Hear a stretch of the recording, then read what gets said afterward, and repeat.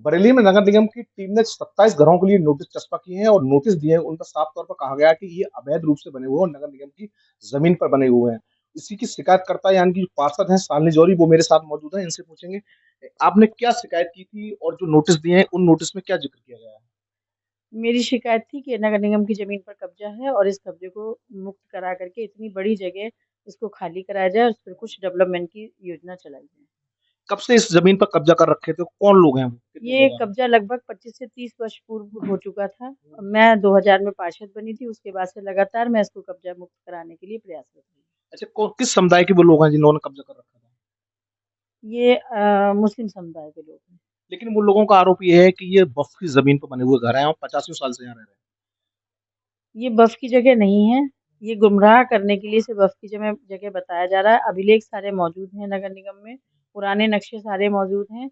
वक़्फ़ की जगह जो है वो उसके सामने वाली जो क्रॉस सड़क करके पड़ती है वो जगह है। ये बरेली में 26 तारीख को बवाल हिंसा हुआ था, उसमें भी ये लोग शामिल थे? जी, बिल्कुल शामिल थे। अगर बहुत अच्छे तरीके से खंगाला जाएगा तो इनके घरों को अगर खंगाला जाएगा और प्रशासन अगर इनको सख्ती से अपने कब्ज़े में लेकर के और इनसे बातचीत करेगा तो सबकी गतिविधियाँ सामने आ जाएँगी। तो क्या माना जाए इन घरों पे अब जो नोटिस दिए गए हैं, आपको बुलडोज़र की भी कार्रवाई की जाएगी?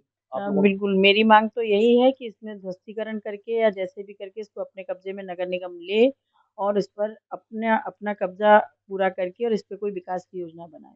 अच्छा, क्या माना जाए वहाँ पर एक पास में ही एक प्रधानमंत्री आवास योजना से मिला हुआ घर है, उस पर भी नगर निगम ने नोटिस दिया, तो क्या लग रहा है कि उस टाइम क्या जाँच नहीं हो पाई थी या गुमराह किया गया था? ये हमारे नगर निगम में ही एक नक्शा-नवीस रहे थे, जिन्होंने कुछ लोगों को फर्जी तरीके से जगह आवंटित करा दी नगर निगम की और उसी बेस पर, उसी कागज़ों पर इन लोगों ने फर्जी तरीके से ये प्रधानमंत्री अनुदान योजना जो थी उसका मिसयूज़ किया है।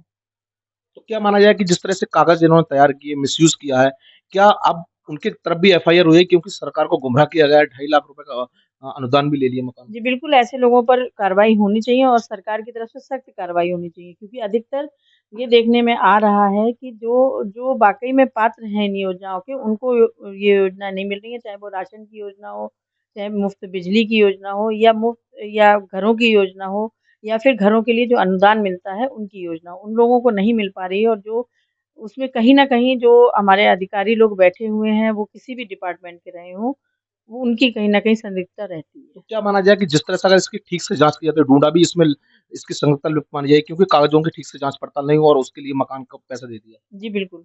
डूडा डूडा अधिकतर उन लोगों को तो ज़रूर परेशान करता है, जो बेचारे अपना जीवन यापन 100 या ₹150 रोज़ कमा कर के करते हैं, लेकिन कभी भी उनकी जाँच नहीं करता है।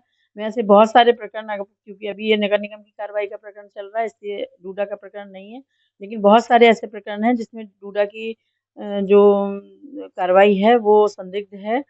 उन लोगों को आवास या उन लोगों को सारी चीज़ें योजनाएँ उपलब्ध करा दी गई जो पात्र नहीं थे और जो पात्र थे वो भटक रहे हैं। तो क्या माना जाए इसमें आप किसकी लापरवाही मान रही हैं? डूडा की या जिन लोगों ने ने कागज़ निचले स्तर पर जो बाबू और छोटे व्यक्ति जो कि केवल जाँच करने के लिए जाते हैं, उनकी संदिग्धता होती है, उन्हीं की लिप्तता होती है इसमें क्योंकि वो कुछ थोड़े बहुत पैसों के लालच में वेरीफ़ाई करके चले जाते हैं और लाभ का ला योजना का लाभ कोई और उठा ले जाता है। तो देखा ये शिकायतकर्ता और पार्षद शालिनी ज़ोहरी इनका साफ कहना है कि जिस तरह से इन्होंने शिकायत की तो पहले से ही ये लोग यहाँ पर अवैध रूप से रह रहे थे और कब्जा कर रखा था। कहीं न कहीं इन्होंने बुलडोज़र की भी माँग की। अब देखने वाली बात ये होगी कि इन लोगों पर किस तरह की आगे भी कार्रवाई की जाएगी। मनवीर सिंह, टीवी 9 भारतवर्ष, बरेली।